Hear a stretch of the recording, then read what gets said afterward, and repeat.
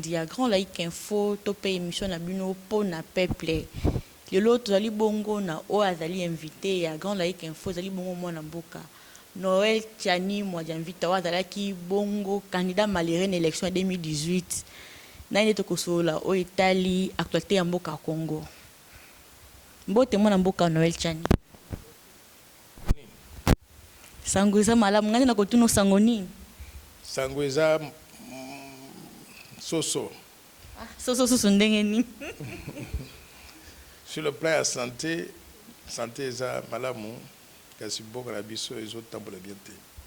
Mona mboka Noël Tiani bozalaki bongo boyambamaki kuna na président de la République bino ba candidat malheureux nyonso. Kotala ba ono so bato ko kende kuna mingi ezaka ka bato ko pesa mokonzi ekolo ke ba ko yebisa ke non à dissoudre parlement. Bongo na ebité bino pe makantemle ezalaki ka wana dissoudre parlement peso ko dissoudre parlement pour la suite nini to ko suite nini. Oui, au fait le président nous avait reçu on était, je crois, 7 ou 8 anciens candidats à la présidence de la République, mais on n'était pas parti comme un collectif de candidats où les gens ont les idées communes. Il nous a reçus ensemble simplement parce qu'on était des anciens candidats, mais chacun de nous était un candidat indépendant, avait ses idées et on ne s'était pas concerté avant cette rencontre-là avec le chef de l'État. Je ne peux parler que pour moi. En ce qui me concerne, j'avais dit au chef de l'État que j'étais d'accord avec le diagnostic qu'il avait fait, que le pays ne marche pas bien et qu'il faut changer la donne parce que la coalition FCC-Cash qui a géré le pays jusqu'à présent ne donne pas de résultats probants. Donc on ne peut pas continuer sur la même voie qui nous amène nulle part.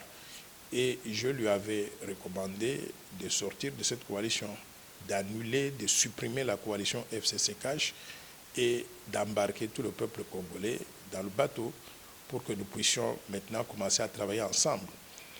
Alors, le président ne nous a pas dit à la fin de discussion s'il a adopté ma position ou la position de quelqu'un d'autre. Il a écouté tout le monde, il a pris des notes, on lui a remis des mémos qu'on avait préparés individuellement. Il a dit qu'il va intégrer tout ça dans la définition des actions gouvernementales à mettre en place à l'issue des concertations et il va annoncer ces décisions-là. Donc nous avons fait notre travail de lui transmettre ce que nous voulons, ce que nous attendons de lui. Et c'est à lui maintenant donc de pouvoir tamiser tout ça parce que n'oubliez pas qu'il rencontre plusieurs personnes, des leaders politiques, des confessions religieuses, de la société civile, des comédiens, des musiciens, des enfants de la rue, des associations de femmes. Il rencontre tout le monde et chacun vient avec ses préoccupations et avec ses recommandations. Moi, je crois que c'est une démarche qui fasse du sens. Pourquoi? Parce que ça permettra au chef de l'État d'avoir une bonne compréhension des problèmes de la société et aussi des recommandations venant de cette société-là que nous pouvons mettre en œuvre dans le cadre d'une action gouvernementale qu'il mettra donc en place et qu'il appelle Union Sacrée. Union Sacrée, pourquoi? Parce que ça sort du cadre de la petite coalition FCC-Cash. Ça inclura maintenant tout le peuple congolais, ceux qui ont travaillé avec lui jusqu'à présent ou ceux qui n'ont pas travaillé avec lui. Il veut accueillir tout le monde dans cette nouvelle famille politique qu'on appelle l'union l'union sacrée de la nation congolaise. Et en ce moment-là, donc, on va travailler pour mettre en œuvre l'action qu'on aura définie. Mon amboka Noël Tiani, est-ce que personnellement yo kanisi ko kabwana wana to ko disa divorce entre coalition wana eza malamu pour namboka? Moi je pense oui, c'est une bonne chose parce que pour l'instant la coalition FCC-Cash a montré des limites dans la mesure où le président Kabila et ses copains, ils empêchent au président de la République de fonctionner, de prendre des décisions de façon rapide pour développer le pays.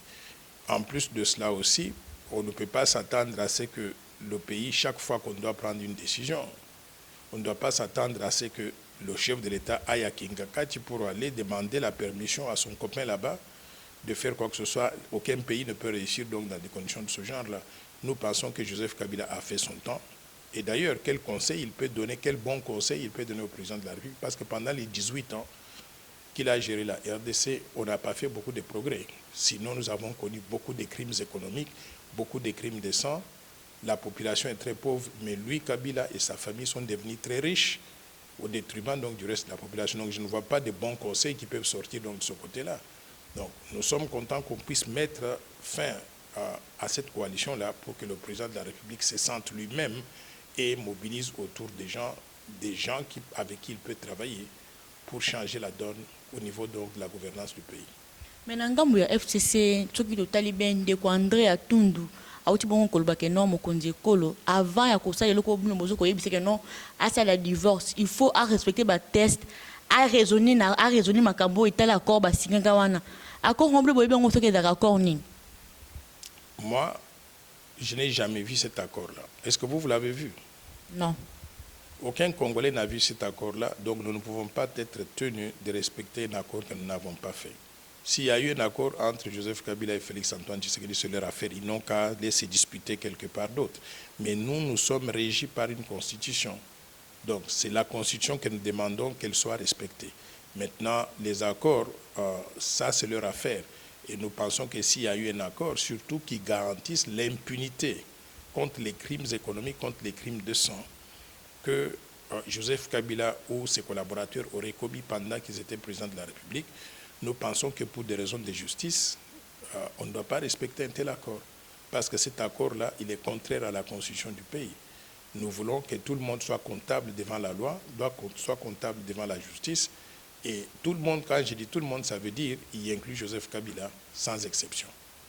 Pourquoi ce qui me dit que tambola te ce qui moi n'amboka président école Félix Antoine Tshisekedi Tshilombo azoko kamakambote ba imboka ba toujours ko baza ko accuser toujours Joseph Kabila ça atike bonka atike le bonga sali susu nini so ki makambo ko tambola na mboka te bongo bo ezali yenda ko sala ke makambo tambola te. Non, Joseph Kabila est responsable des blocages dans le pays. Je vais vous dire pourquoi. Normalement, un chef d'État, quand il a quitté le pouvoir, il va se replier dans sa famille. Il fait d'autres activités humanitaires ou des activités sociales. Il n'interfère pas avec la politique. Moi, j'ai vu ça au niveau des États-Unis d'Amérique. Les États-Unis d'Amérique, ils ont des anciens présidents qui sont vivants. Jimmy Carter, George Bush, Bill Clinton, Barack Obama et tous ces anciens présidents, ils n'interfèrent pas avec la façon dont le pays est géré. Si on entend parler d'eux, c'est peut-être une fois tous les 5-6 mois ou une fois par an. Donc, ils laissent leurs successeurs tranquilles. Joseph Kabila veut que Félix-Antoine Tshisekedi aille chez lui tous les week-ends pour aller lui demander ce qu'il doit faire. Ça ne marche pas comme ça. Joseph Kabila dit qu'il est président d'une plateforme, le Front commun pour le Congo, mais plateforme politique. Le but des plateformes politiques, c'est de reconquérir le pouvoir. Est-ce qu'il peut revenir donc au pouvoir encore? Je dis non. Il ne peut plus parce que la Constitution ne lui permet pas ça. Donc, il est en train, en quelque sorte, donc, de tourmenter son successeur, empêcher qu'il puisse tourner correctement. Vous avez vu combien de temps ça a pris pour former le gouvernement? 8 mois pour former un gouvernement parce qu'il fallait négocier avec Joseph Kabila et ses partisans. On a mis 2 ans, le président de la République n'est pas à mesure de nommer les mandataires de l'État, c'est-à-dire les gens qui doivent gérer les entreprises publiques. Or, nous savons que les entreprises publiques aujourd'hui sont en train d'être saignées à blanc par les gens du FCC. Donc, Joseph Kabila ne donne pas l'occasion à son successeur de gérer le Congo comme il faut. Nous voulons mettre fin à ce système-là pour que le chef de l'État s'assume. S'il réussit, nous allons applaudir. S'il échoue, nous allons le sanctionner en 2023, mais qu'on le laisse tranquille pour qu'il puisse fonctionner avec toute la liberté et la rapidité donc nécessaires pour faire fonctionner le pays.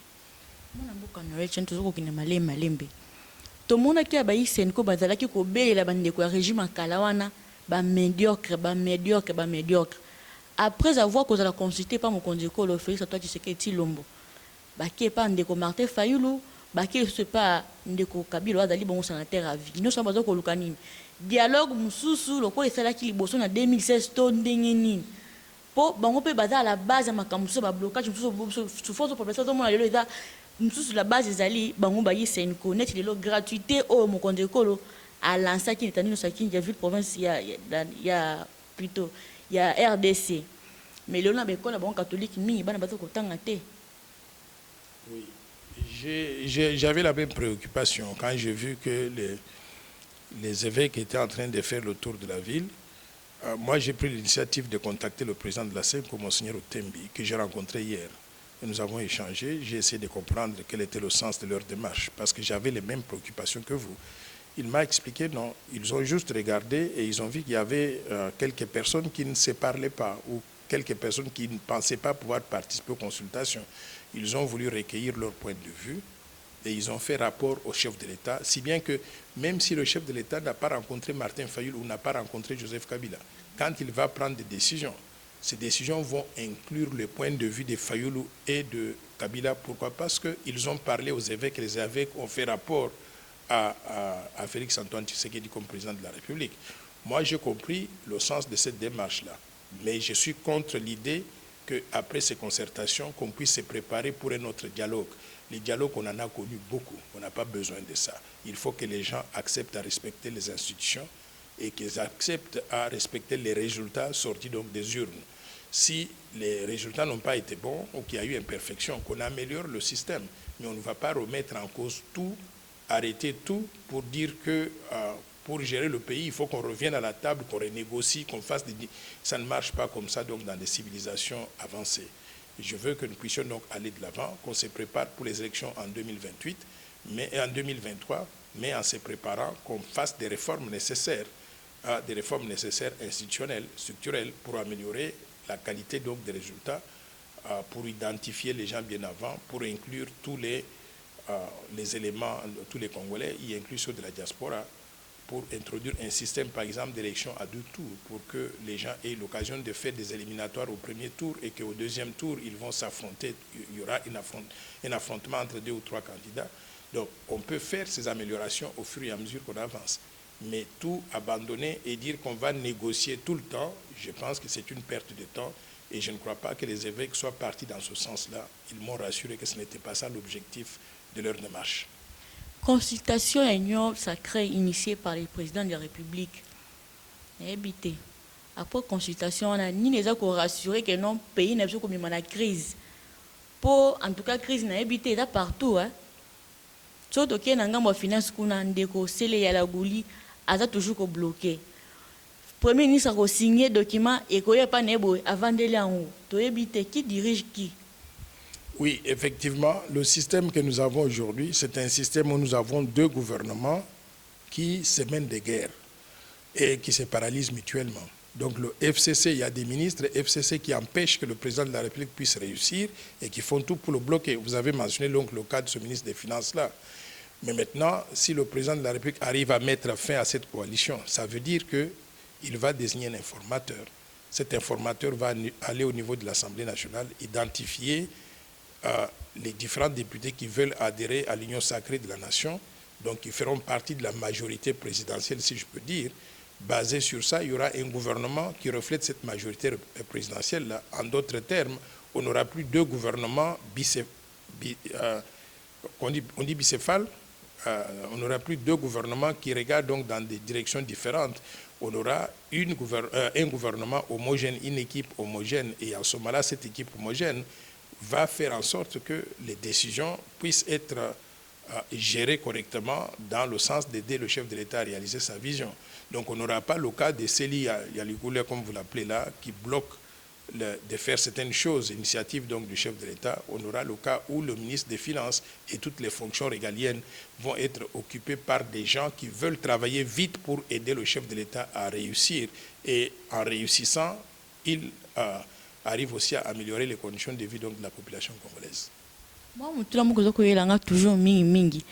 Na habité ce pour se remarquer pour nani baimboka bazali inquiété na salaire ya sénateur à vie Joseph Kabila Kabange. Est-ce qu'il y a d'ailleurs à la base de la crise où nous vivre le na RDC?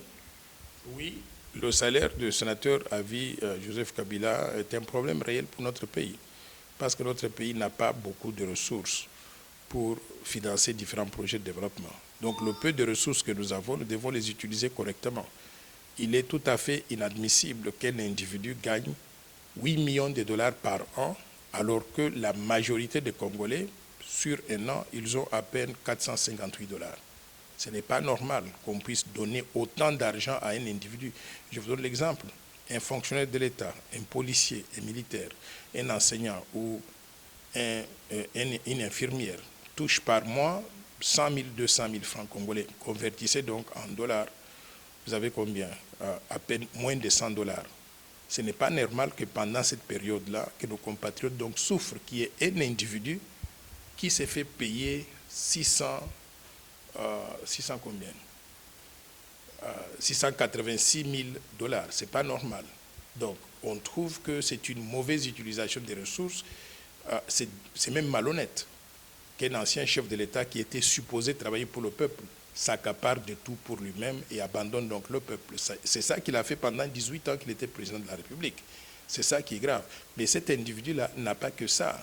Pendant qu'il était président de la République, toutes les propriétés qu'il a construites ou bien achetées en tant que président de la République avec l'argent venant du trésor public, il dit que ça lui appartient. Au point où quand le chef de l'État est arrivé, il n'y avait pas de résidence où le chef de l'État pouvait vivre.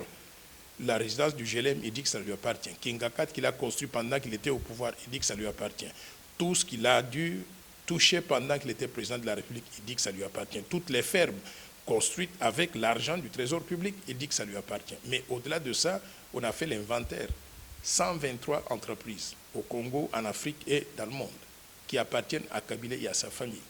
On a fait l'inventaire, on a trouvé 120 concessions minières. Et une concession minière, c'est comme la ville de Kinshasa. Je vous donne l'exemple, l'île de Matebe au Bas-Congo, ça lui appartient.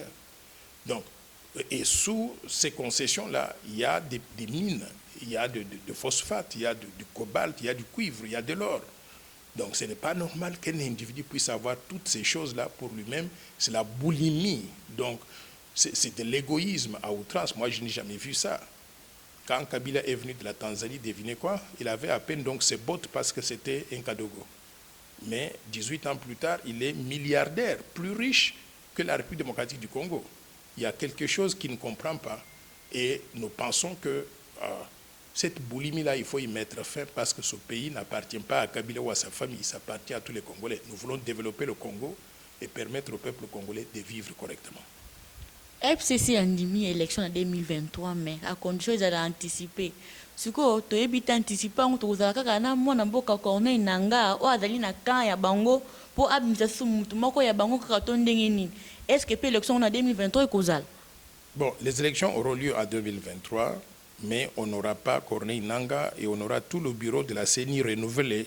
Et je voudrais qu'à l'issue de ces concertations-là, que nous puissions accélérer le processus de désignation des nouveaux membres du bureau de la CENI, y inclut le président de la CENI.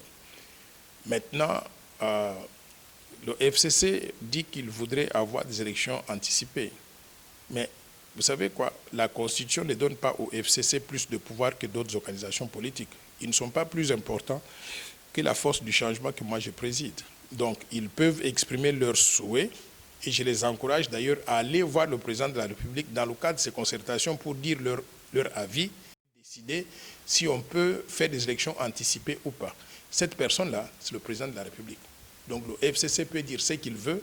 Ils n'ont pas ce pouvoir-là. C'est le président de la République, après avoir écouté tout le monde, après avoir analysé les faits, qui pourra déterminer s'il faut faire des élections anticipées ou pas. Mais tel que je vois les choses, il n'y aura pas d'élections anticipées. Les élections vont avoir lieu en 2023 et le FCC doit apprendre à devenir un parti d'opposition. Ils ont géré le Congo pendant 18 ans et nous tous, on était dans l'opposition. Il faut qu'ils apprennent aujourd'hui à jouer le rôle en tant que parti d'opposition s'ils ne font pas partie de l'union sacrée de la nation congolaise qui sera la majorité au pouvoir. Donc, je leur souhaite bonne chance. Comme Gabriel Kyungwakum a dit, peut-être qu'on devrait créer des écoles pour leur apprendre comment on peut faire donc de l'opposition républicaine et de l'opposition civilisée. Comme je vraiment na moi souka émission na biso mais moi na moi des questions ya souko o na ko poser lisusu. Moi na boka Noël Tchani. Ce qui est celle que lelo to bande l'élection donc le biso qui 2023 est-ce que on postuler lisusu? C'est trop tôt pour le dire. Pour l'instant, nous voulons que le chef de l'État ait l'occasion de gérer le pays. Il a un mandat, il lui reste 3 ans. Et je crois qu'on ne doit pas faire de déclarations aujourd'hui qui peuvent perturber sa façon de gérer et commencer à attirer l'attention de l'action gouvernementale vers d'autres personnes qui auraient annoncé des candidatures trop tôt, de façon prématurée. Donc, quand nous allons nous approcher de 2023, nous allons réévaluer la situation et nous allons déterminer s'il faut se lancer dans la course ou pas. Et en ce moment-là, on va annoncer la décision donc au peuple congolais.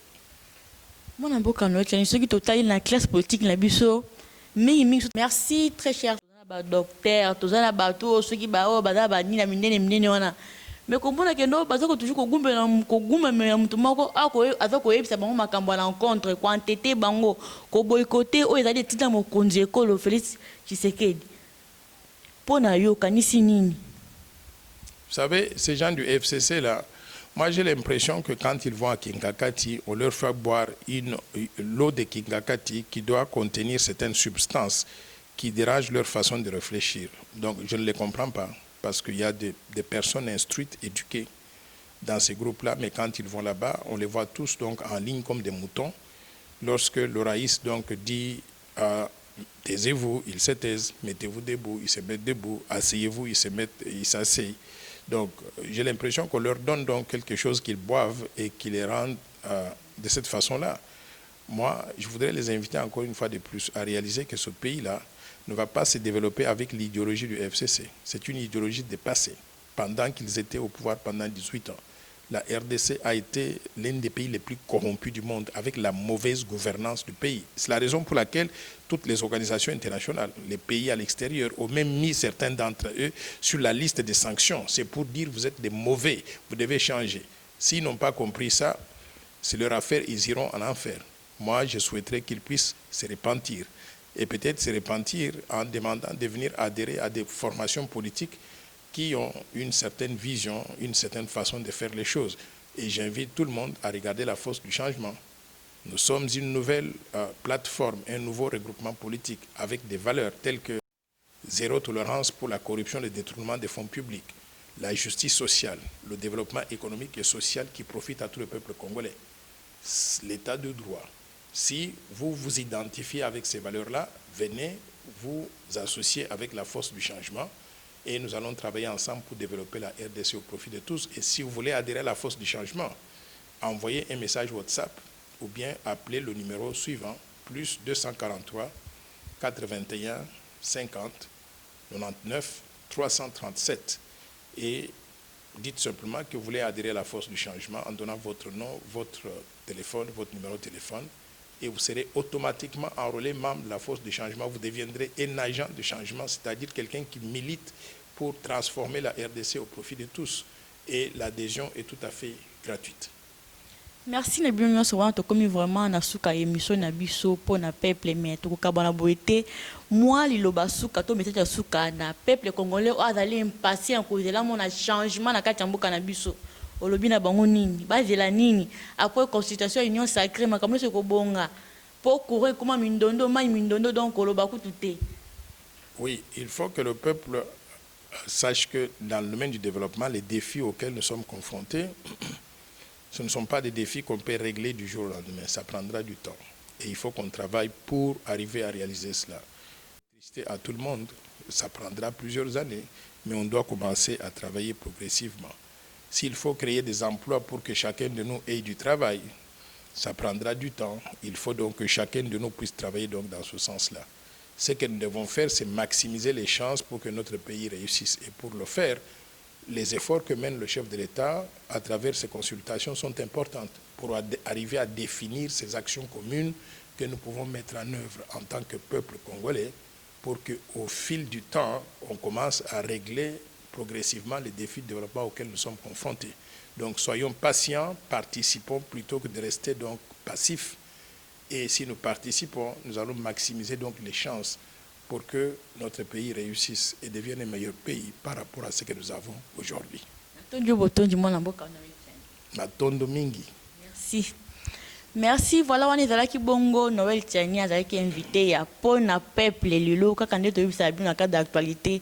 Ah, on est makambuzala. Donc, sur le monde d'actualité, il y a vrai, fiable. Ah, au cas d'agré là, info. En tout cas, comme vraiment dans cette émission Nabiso, voilà, na moni ndekonanga Jeffer Mikuta daki bongo. Na c'est ma caméra pour na bon sang donc bilili comme la binoté na PC merci mingi na bandeko va participer ki o bato ta la biso besoin na un peu partout to mona ni mbala sima botika la malam bye bye.